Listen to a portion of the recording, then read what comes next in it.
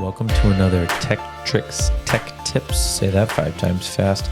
Today we want to talk about 10 small business cyber tips that every small business owner and medium business owner as well should be looking at to protect their organization from cyber threats. And these are 10 tips that you can do yourself with pretty minimal investment to protect yourself and get a good idea of basically a low-cost alternative to professional managed IT. So my first tip is multi-factor authentication. What is MFA, multi-factor authentication for short? It essentially adds a second layer beyond your password. That second factor is something that you are or something that you have access to. And another thing is something that you know. Something that you know is typically a password. Something you have access to is typically a phone with the ability to receive a text message. And so what you can do with this is protect things like your email storage system, your banking websites, your social media accounts for your business, your CRM, how you communicate with your staff, your payroll system. All of these systems, especially administrators, need to have multi-factor authentication, and the option to set that up is generally done under settings. It's different for every site, but if you go into settings or security, there might be an advanced or multi-factor. You also see it mentioned as 2FA, that's two-factor authentication. That's important to turn on. I recommend that everybody sets up an authenticator app on their phone. Google and Microsoft, they each have their own. There's a lot of different versions. It doesn't really matter which version you use, but you can use the authenticator app to manage all of your different multi-factor authentication protocols for each of your individual websites in one single pane of glass, or you can set up a text message system, sometimes called SMS. All of those methods allow you to protect yourself with the tip number 1, which is multi-factor authentication. All right, let's talk about tip number 2. Password managers are a must. In 2024, if you're not using a password manager, you got to get with the program. And what that means is if you're running a business, which I know you are because you're watching this, you need to use a password manager because spreadsheets, pieces of paper, inefficient methods, a Word document can't be shared easily with others. Yes, it might be a good system for you, but it's important to use a password manager. What I personally use is a free password manager that's open source and very secure called Bitwarden. There's also a program on the enterprise sector called Keeper. I would recommend. It's still DIY. You can still set it up. But what you want to do with that password manager as a business owner is make each of your passwords unique and strong, meaning each of them, there's a joke that I usually say, which is, treat your passwords like your underwear. Don't share them with others. And this is a good rule of thumb because it's important that your passwords aren't shared with other accounts, because if those accounts are breached, it could cascade into other accounts. So your email, your social media, your banking, they should all have a unique password, their own little fingerprint. And you can store those in your password manager. And why it's important to use a password manager is because you can share that with your staff. You can create a folder in any of the password manager programs that allow all of your different staff to have access to those passwords, and they can either view the passwords, they can edit the passwords. For example, your payroll or your HR department, they could access the HR and payroll systems and edit and change the passwords. But you as a business owner, you don't necessarily need to pay for your own credentials for that. So you can share those credentials, which is generally a bad idea, but sometimes we understand edge cases happen. And then you can use that password manager. So it's a single platform, a single pane of glass. Why I love a password manager, it's secure, it's in the cloud, it's backed up regularly. You don't have to manage and worry about the data integrity, as well as you can have access on your tablet, on your smartphone, on your computer, through each of your web browsers. You have that autofill capabilities, something that a standalone password manager that's not cloud-based, or that a Word document, a spreadsheet, a piece of paper on your desk, or heaven forbid, sticky notes all over the screen and under the keyboard. I've seen it in every single company I've been to. At some point, there's a sticky note with a password. Get them all out of those systems and put them in a single, seamless syncing password manager system. All right, that brings us on to tip number 3. Backup, backup, backup. It's important that you test your backups as you back them up, because basically what's more dangerous than a backup that you think is working is a backup that you thought is working and didn't work at all. So it's important that you check the backups, but then you also verify the integrity, or basically go in, randomly do a backup that you've created, pull a couple sample files, make sure you can open them up. If you got a video file, make sure it plays with no lost pixels, no compression issues, no loss of your data integrity. Open up your most important documents. And how you back those up is really less important than the fact that you're backing them up.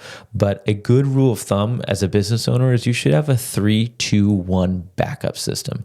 And that 3-2-1 approach is 3 copies of your data, 2 physical storage mediums, and one of them being off-site. And let's look at a real world scenario of this. So me managing TechTricks as a company, I have a lot of client information that I retain. So what I do is I upload that securely through OneDrive and my SharePoint site. So I have it on my computer, on my OneDrive and SharePoint. And then I also use a local hard drive. I have a Mac, so I use Time Machine. I just plug in a little USB-C cable, a little $50 hard drive that I bought at Costco, and I back up and image my entire computer. And so basically I've protected myself. If my computer goes missing or my house burns down and my computer, my backup drive go kaput, great, I've got it in the cloud. If the cloud system gets compromised, my computer gets compromised, great, no worries. I have an offsite or a cold storage, an external hard drive that can't be hacked, so to speak. So I protect my data, and I do this for all my clients as well, is that 3-2-1 approach. Good rule of thumb: on your computer, cloud storage, and a local backup. Or you can explore another cloud backup storage solution that's immutable. There's a number of vendors out there. You can just search online cloud backup. Generally, they're $10 to $20 a month for a terabyte minimum. Some have unlimited, and it's inexpensive. It runs automatically. A couple key points to consider as a business owner is if your backup is relying on you manually to do something like plugging in a hard drive, make sure you have a good system in place. A calendar reminder is what I typically use to, at the first of the month, back up your data. Everybody asks, well, how much backups do I need? How long do I need to retain it? You really got to consult with your attorney or your lawyer if you have certain compliance requirements for how long you need to retain data. A good rule of thumb is retain data for a year, and you can use that through automated software to retain versioning and history. If you have any other questions about backup, please reach out, because that is a very important topic to handle yourself for a data recovery scenario, because mistakes happen. That's probably the largest form of data loss, is somebody just deleting something on accident and there weren't good backups in place. So that's tip number 3. All right, let's talk about tip number 4, phishing emails. So statistics show that 91% of cyber attacks start with a single phishing email. A lot of my clients, they understand, okay, phishing emails are bad. We get phishing emails all the time. I just tell my staff, don't click on phishing emails. Just don't be a bad employee, right? And the reality is you need to test your users regularly, because we can't just assume, oh, we're safe. Okay. Have you tested your users? Have you proactively phished your users? There's a couple enterprise platforms and small, medium business focused platforms out there. You can just search for phishing tests for small business, and you'll find a number of different tools on there. One that we use personally and professionally is a platform called KnowBe4. There's also Breach Secure Now. Guards are a couple platforms that we utilize. All of those can be set up and managed pretty easily by a business owner. And what those tools will do is they'll go into your Microsoft or Google email system, and you'll configure it so that basically this tool can send benign, malicious looking phishing emails to all your staff. I recommend at least 2-3 times a month for each of your staff. And then you get a report with who clicked on those emails.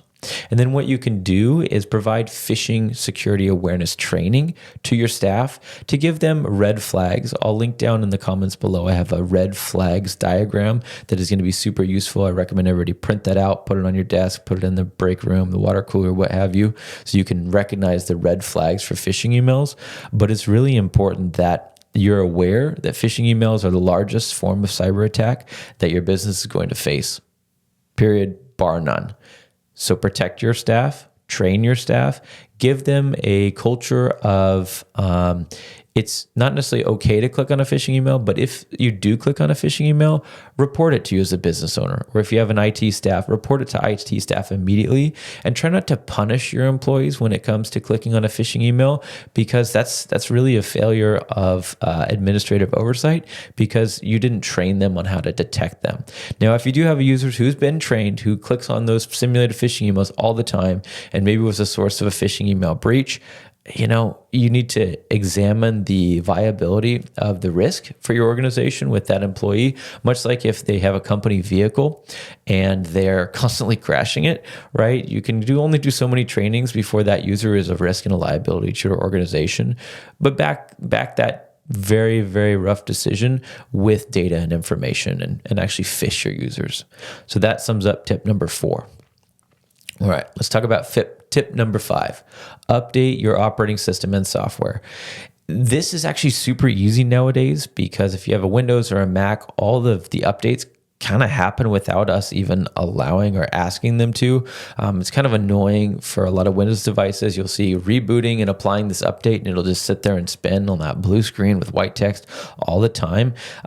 You can basically tune the settings in that to make it less annoying to set operating hours within Windows 10, Windows 11, and on Mac as well. But it is important that there is always going to be a component of manual intervention when it comes to updates. So a good rule of thumb is maybe when you're doing that backup once a month, twice a month, whatever you deem safe and acceptable from how much data you can lose, that's a good rule of thumb to update your operating system.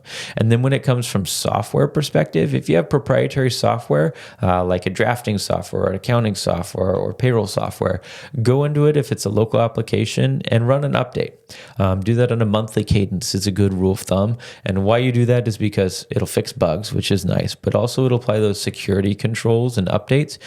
I mean, bugs are that. They're a bug, they're a problem in the system, or worse, they're a vulnerability.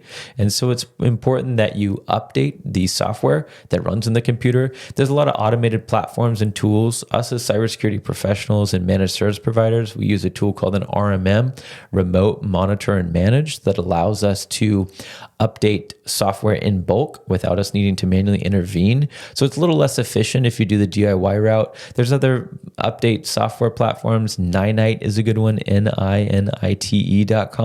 that allows you to update common kind of consumer-ish business software, such as Google Chrome and different other suite of software. And this also helps you batch install them, which is really nice. And just basically you plug in the applications that you want and just have your employees run it once a month. It's a good rule of thumb. And finally, on this tip number 5, updating your operating system and software. If you have a smartphone, Android, or Apple devices, strongly recommend updating your operating system regularly.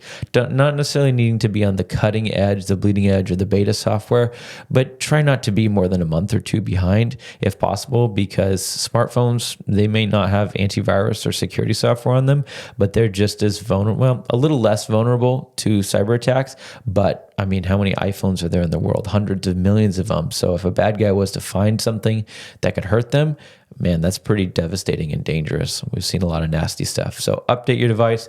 If your device is too old to update, or you're concerned that your device is going to run really slow if you run an update, you should seriously consider updating that device and replacing that device, because it's no longer serving your organization well, especially for your employees as well. And you're just wasting time, and you're potentially putting yourself at risk. So that is tip number 5. All right, let's talk about tip number 6. This one is less of an action item and more of a cerebral exercise. If you fail to plan, you plan to fail. So I, as a cybersecurity professional, am charged with protecting a client.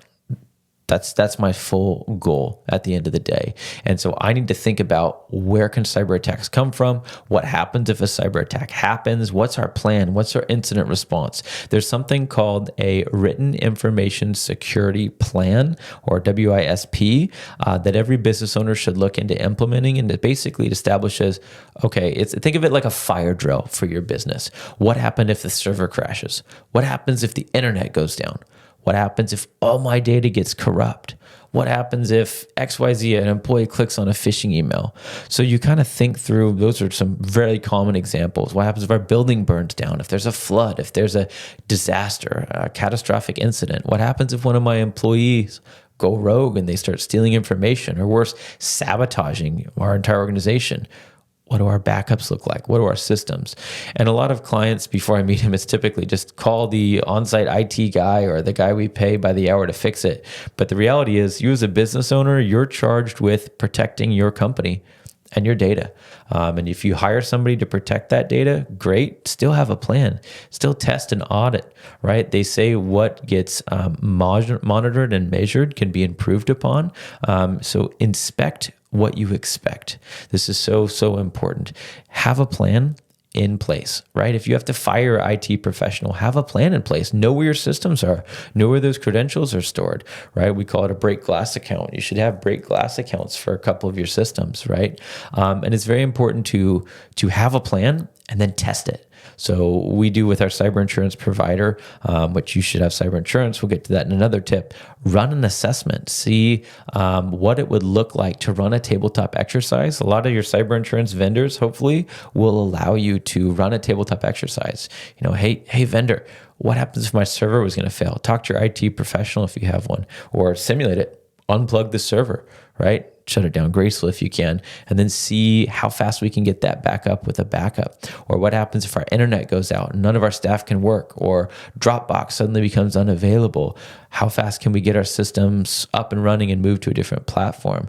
You know, there's so many scenarios that could play out, but have a plan, just some semblance of a plan, and you're going to do so much better and just sleep better at night too. So that is tip number 6. If you fail to plan, you plan to fail. So have a plan. All right, let's talk about tip number 7. I need to find my water. Do regular third-party assessments. So this ties hand in hand where if you fail to plan, you plan to fail. So most IT professionals for a certain size of business will come in and give you their unfiltered, all IT professionals have a bias, let's be clear, but they'll give you that independent third-party assessment for free. They'll take a look at your business and say, they're doing a decent job, or man, they're not doing good. A lot of them will provide a paid assessment as well. What I like to say is, as a free assessment is maybe a 15, 20-minute phone call. You can talk through some of your concerns. Just Google IT pros in my area, right? And you'll find a list of 20 or 30 of them within a stone's throw away of your office, basically, for most business owners. Even if you're not in a populated area, in a more rural setting, my guess is you're a 10-minute drive to a bunch of IT professionals. Call them up. Say, hey, I'm a business owner. This is what I'm frustrated with. If you haven't had IT professionals before, this is what I'm dealing with. What can you do to help me? And they'll try to put together a plan, maybe a formal proposal, or they'll want to do a deeper dive. We do what's called a CSRA, a cybersecurity risk assessment.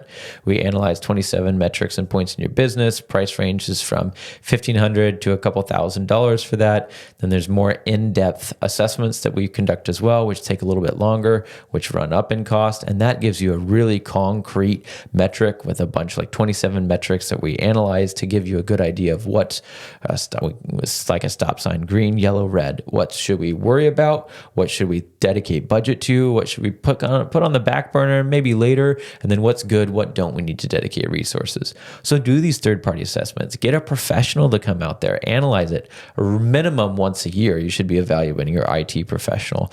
Quarterly is even better, or a couple times a year, and see, okay, are these systems any good that I've put in if I'm DIYing it, or we've had the professionals put in? Most providers will do this for free, like I said, because they want to earn your business.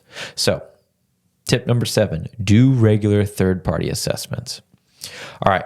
Tip number 8. This is so important. I cannot stress it enough. Principle of least privileged access is so integral to, think about it like the old battleships, right? You have their chambers to protect yourself in case one of the chambers gets compromised, that it won't sink your whole ship, basically. So, for example, if you have OneDrive or SharePoint of all your company's important data, everything in your company, and you have 4 or 5 staff or dozens of staff, and you just click share on company file to everybody all the time, and it's syncing to their phones, their laptops, their tablets, right? If any one of those devices was to have a security issue, if any one of those people were to accidentally delete a file, it deletes it for everybody. It cascades the failure. So a good rule of thumb is give everybody access to the data they need to do their job, and give them either read access only if it's a repository of information that they don't need to edit or touch,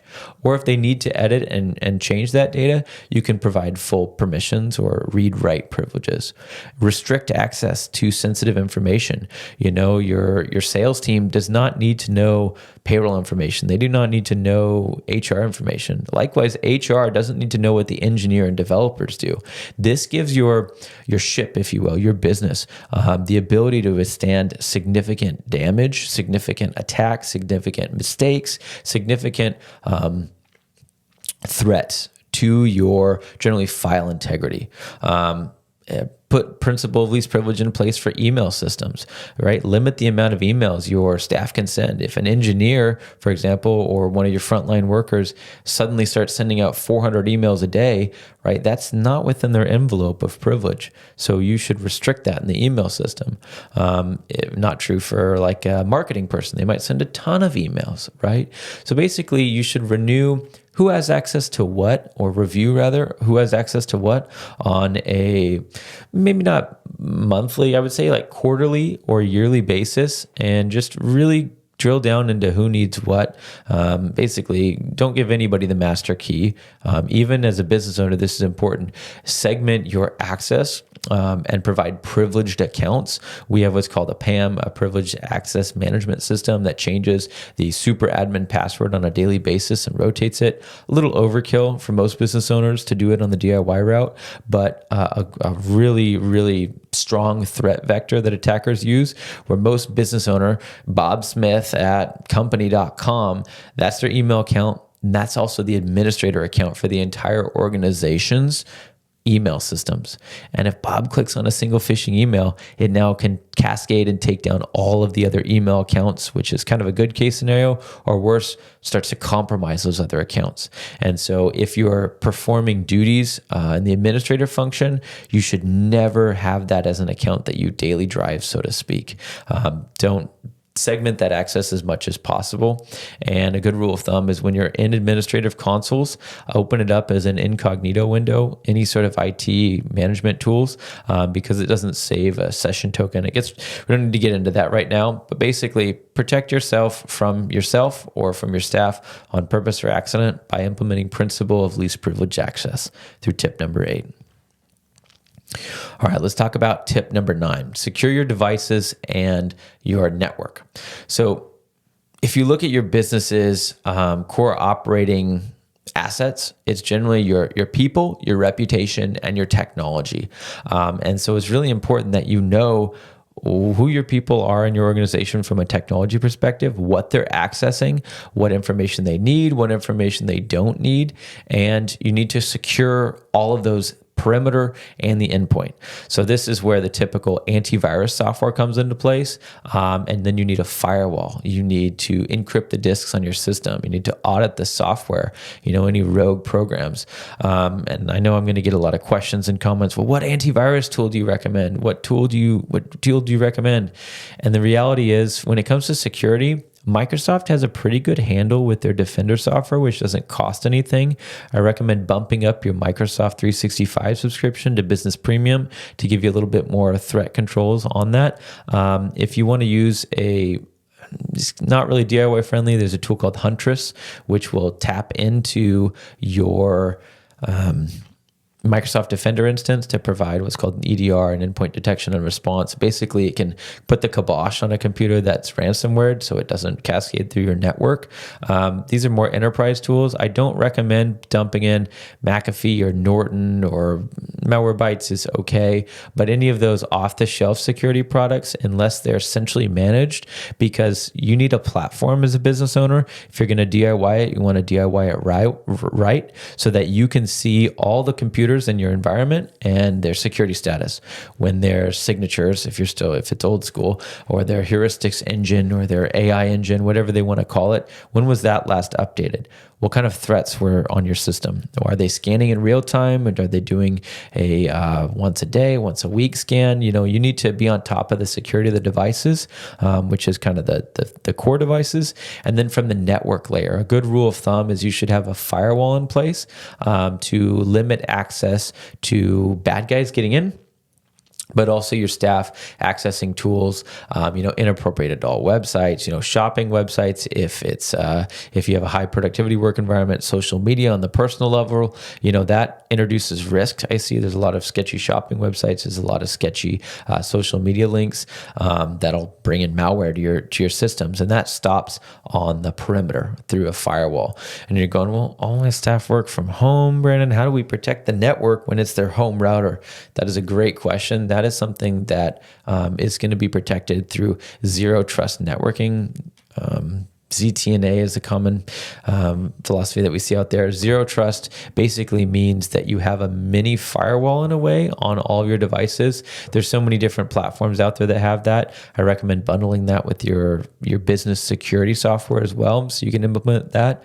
Basically, that'll limit down each of your computers to make them a secure island, if you will. So your staff can go, and it leverages a VPN connecting to some of your work tools. Basically, really restricts and locks down your access to the business critical systems.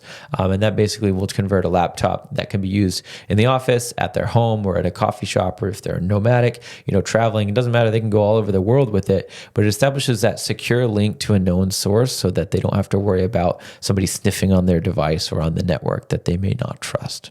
So a lot of information in tip number 9, secure your networks and devices.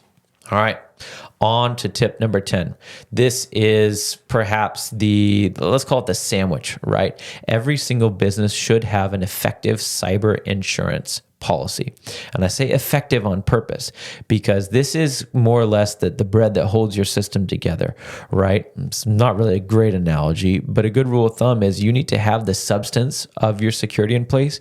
You need to have all of these first 9 tips in place: good backups, good security, good controls around principle of least privilege access. All of these controls need to be in place, and then the cyber insurance will protect you in the event that something happens. I tell my clients this 100% of the time. No security is 100% effective. It is impossible for me as a professional cybersecurity expert who's been doing this for 10, 15 years now to protect your business with 100% guarantee. And that's why I require all my clients to have cyber insurance.